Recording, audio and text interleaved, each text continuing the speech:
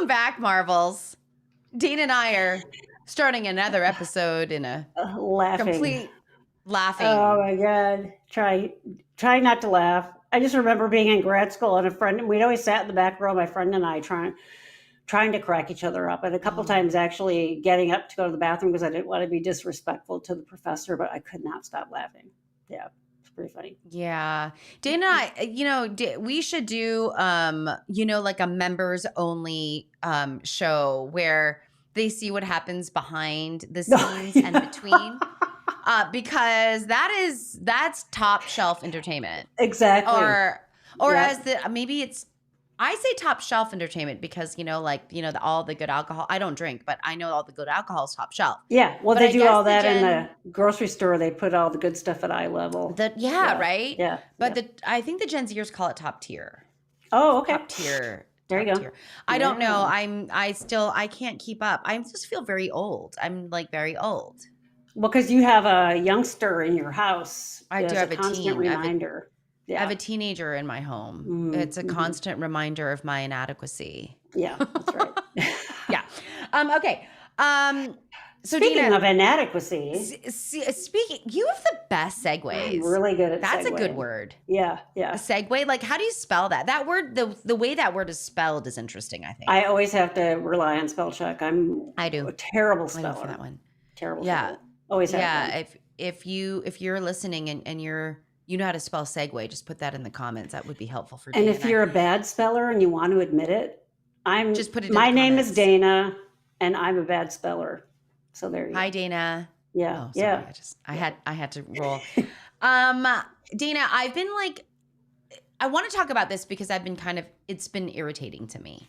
So it's I hear the word self-efficacy interchange with self-esteem. Yeah. Not a the same lot. Thing. Yeah. They're not the same thing. And I want to put the record straight. That's what I really want to do. Preach it. Preach. So, and I think there's an important difference. And there's an important difference because I think it relates directly to well-being. So this is why, I really want to talk about this. I see self-esteem as who I am, who I think I am, the thoughts of who I am. Versus self-efficacy, what I can do for myself. That's a good way to put it. So to do, right? And that self-efficacy, the ability for you to know that you can do things reliably for yourself. You have, you're empowered with choice and control. This is a very critical piece of how we live in this world. Right. Yeah. And so efficacy for me is just so important. And I think about this when I'm supporting others, which is how effective do you think you are in your own life? Yeah. Yeah. Right. Versus who do you think you are? Do you think you're good? Do you think you're great? Yeah. Do you think I think and they're so disconnected that every time someone uses them interchangeably, I don't know. My hackles raise. Well, I think that the word self-esteem is misused a lot too. I mean, if you think about just the origins of the word self, like you mentioned, it's about me. Esteem, I think, do you hold your colleagues in high esteem? So esteem is, what is your level of holding yourself praising you, or you have esteem for somebody? We hear a lot of people talk about self-esteem, like, oh, my self-esteem is no good. I'm like, well, that right there, using those words is kind of an oxymoron, because esteem would be you hold yourself in esteem. So you have a negative view of yourself. Oh, I need more self-esteem. Or they interchange it with confidence, right? Yeah. I'm like, oh God, confidence is another loaded one, because by whose measure and by whose definition, what is confidence, right? But I like what you're talking about, like who I am versus what I do. So there's an identity, going back to an earlier podcast, there's this identity piece, who I am, versus, where I'm moving out in the world, things that I do. We've talked a little bit on the show about congruence, like does the inside match the outside? And you could see that, like who I am as a person, do my actions, do my ways of being out in the world and things I do they match the inside, right? That we deal with incongruence all the time. A lot of therapy is to get those two worlds matching up again. But that self-esteem, I think, is almost sort of become kind of a toxic word. I see it used on like morning shows, like, oh, ways to bolster your self-esteem. I'm like, it's a little better, there's more to it than wearing the right tennis shoes, I can guarantee you, right? Yeah. It's really about, do you berate yourself?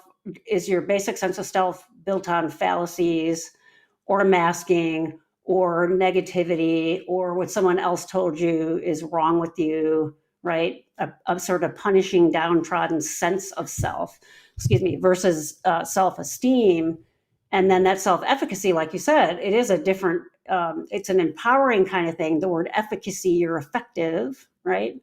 Versus being ineffective. You wouldn't have I guess you could have self-ineffectiveness, but that might just be not having effectiveness. How much can you, how much are you in the driver's seat? And I say that all the time, and it sounds so simple, but it really isn't. People don't realize how much they're kind of rolling in their life by not doing that, right? I was using this example, I think, with one of my clients last week about the label and the identity of being disabled, right? And so there's so much pressure to not be. And I can remember when I first started teaching where I am now, that these chairs that we make our students sit on are so awful. They're like all plastic. They're so uncomfortable. And then in every room, there's like the identified like disability chair, but it really is like the chair for someone who can't stand killing themselves on these hard plastic chairs that we have. And they're like a nice task chair. There's a lot of ways you can adjust it. It's got pads on the back. And so I now, when I go into a meeting or something like that in a room, the first thing I do is scope out, where's the blue chair? And I grab it for myself. But there was this period where I'm like, oh, is this okay? Are people going to think I'm worthy of meeting my needs with this chair? What if someone else needs it more than I do? Am I somehow identifying myself as having like issues by taking that chair? It sounds like such an innocuous example, but there was so much wrapped up in that for me. Like, what are other people thinking? Is this okay to do? Do I really need this? And so I spent years not listening to my body and just saying, oh no, I want to be like everybody else. And of course I'm not going to get that chair. And then I, come home and limp around the house for 3 days because I hurt myself. That's not self-efficacy. And that is probably not even decent self-esteem or sense of self, because I'm not meeting my own needs. And I'm, to such a degree, I'm not even aware of what my needs are. Yeah. When I first got into therapy, I can remember my therapist asking me, what do you want? And I'm like, what do you mean? It was such a foreign question. I'm like, no, what do you want?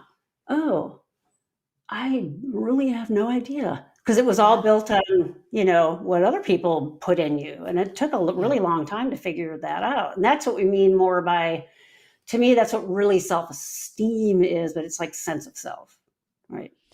Yeah, self-concept, sense of self, right? And that, self-esteem or confidence is not built on lies, right? Right. And so, like we really know when we can do things for ourselves or when we've worked really hard to accomplish or achieve something. And we know when it's fake. We know when it's fake. We know when the smoke's being blown up. Yeah. Like we understand this on a very authentic, genuine level. And so I really feel like if we were to focus on efficacy first, right? Doing for myself, then I really believe like the esteem and the confidence will come with that. But we really need to act. And I think that's why, when someone's like you don't just change someone's beliefs about themselves and now they have good self-esteem. Because it's always based on the truth of action. And so that's right. That's why I think my hackles get raised, because it's like, well, it's not so easy to write a goal to say so-and-so will improve their self-esteem by, I don't know, rephrasing 3 negative self-comments about, oh God. in 3 to 4 opportunities or whatever. Like that's just never that's really not going to do anything for that person. Right. Instead, like how do we change the idea of supports? like necessary supports and accommodations. That's right. And then how do we empower someone with their own skills and actions within the environments that they choose to be in? And if, I really believe we should choose to be in the environments that serve us. But if we can't be in environments that serve us, do we have to be in that environment? For how long do we have to be in that environment? And, what services or supports do we need in order to not come back home and be out for 2 weeks? Yeah, and the idea of sort of denial of self, I think, gets instilled from the very beginning. This is the kid that falls down, scrapes their knee, and instead of attending to it, the parent says, "You're okay." Well, first of all, who are you to tell me how I feel? You're okay. That may be more about your own anxiety. What was popping in my head as you were giving those further explanations is one of these body workshops that I used to go to, and we did a lot of art therapy, and we did a lot of weird things. So bear with me; it was weird, but it was cool. So this one day we all had to wear blindfolds, so we didn't know what was going to be put down in front of us. And they ended up putting like this kind of paper mache blob in front of us. Now I know it was a sensory thing. I sort of get it. And then they say, okay, so feel what's in front of you. And everybody else in the room except for me was getting into it and squishing it and made stuff. And we couldn't see what each other was doing. So the idea was to have the experience just for you. Like, don't be worrying about, because you couldn't see them, right? Plus you didn't know there was some trust stuff because you didn't know what was. I touched it and I just freaked out. And I sat there the whole time just frozen. And all of what was going through my head that entire time was, is this okay? I'm not doing anything. Is this okay? I'm going to get in trouble. I'm sure my therapist is looking at me right now, not touching that. And she's going to talk to me about it later and say, you didn't do it right. And so it was this whole struggle internally that wasn't really me. It was more of all these messages that I'd gotten about conforming and doing what you're supposed to do. And that was powerful enough. But the most powerful part is when we were sharing as group afterwards. First of all, look around the room and see what other people did. And then when I did see I was the only one that didn't do it, I was even more mortified. But I started to share about my experience, what that was. So many people were like, oh my God, I totally get it. I do that as well. I didn't really want to do this, but I caved in and I did, all of the permutations. From I didn't want to do it either, but I did it, to I thought this is the greatest thing ever, but I can understand why you wouldn't do it. And then other people saying, I wouldn't think you're in trouble for sticking to your guns and doing what was right for you. And that was one of the first times I really felt like as an adult, oh, I really did internally what felt right. And I was terrified the whole time until I got some reassurance from other people, like, it's okay for you to, because that's not how I was raised. You just did things you were supposed to do. It wasn't what you want to do. And so something that subtle brought so much learning for me. It shifted so many things. And people don't realize the degree to which they are touching gross stuff, even when they don't want to use that metaphor. And it's okay to not do it. But you also have to take some time to go, is this really me, or is it something I've been taught and told? And that's some heavy lifting to figure those things out. Yeah, that's like we did that. We did an episode on the S word, should. Yeah. Right? This kind of like shoulding all over yourself, right? Right. That's right. Yep. And that, efficacy is the ability to know yourself and take care of yourself. Yes. And I don't want the audience to misconstrue that I'm saying that you follow all your hedonistic pleasures. That's not what I'm saying, actually. You know what I'm saying? Whoa, that went south quick. Because if that were true, I would want everybody to get off the road when I'm driving to work, and I'm going to drive anywhere I want. Yeah, of course not. Right. Like, it's not, of course, that's not what we're talking about. What we're talking about is, a sense of a balance and well-being that you understand for yourself, and being able to advocate, and those are doing. That's doing. That's right. Yeah. Oh, yeah. In your service. And how often, I was raised very similarly where, I culturally, what do I know as a kid? I obviously don't know as a kid. And, I must obey the authoritative, parentals, at all costs because I don't know any better. And it really wasn't until, I grew up and I did my own therapy, and I had this similar experience, Dana, where my therapist said, well, what is it that you want? And I was like, what? What are you talking That's about? why I'm here. I need you to tell me. Tell me what I want. I don't know. Right. And I didn't know, how to formulate that for myself. And then, this came to me as a mom when my daughter, she fell and split her right above, her eyebrow. Oh yeah. That's plastic surgeons say like that's their bread and butter, like fixing this. Yeah. Anyway, so we went to the ER and she was so freaked out that they had to strap her to a board in order, because it was such a sensitive, and they had to strap her head. And I started to cry. She was crying and I was crying. And the nurse looked at me and said, Mom, you cannot cry at this moment. And I looked at her and I was like, yes, bleep you, because this is authentically what's happening. It's scary. And I'm not about to say that this isn't scary for me. Like, what a disjointed, disconnected experience to have as a little child. Like, I think about it now and I'm like, I get emotional. Because they didn't want to take the time it would have taken. Correct. For everybody to calm down and to numb it slowly and do it in a way that she wasn't traumatized. Yeah. Traumatizing. And I'm like, no, I'm not going to be complicit in this. And I remember how challenging that was, because I was, tasked with also holding her head. That's scary when you're 6 or 5. Yeah. No, my dog fell off a chair once and I still remember it. So like, what the heck? Anyway, so this idea though of like efficacy, like, don't get caught up too much on that self-esteem, because that comes because of your lived experiences. And maybe you might need help normalizing those or understanding your experiences.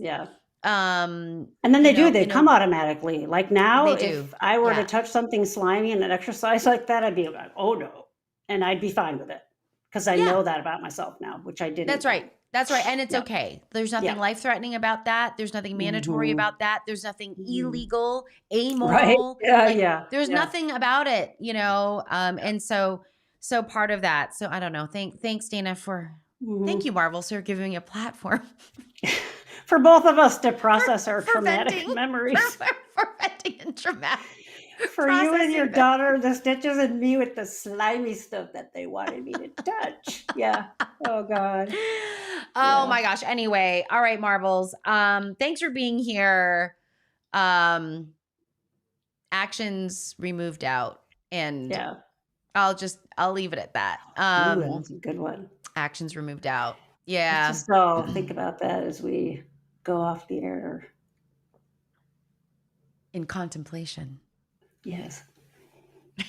Now I feel like we're on NPR and we're talking. So now we're going to end the episode laughing, just the way we started it. What was that?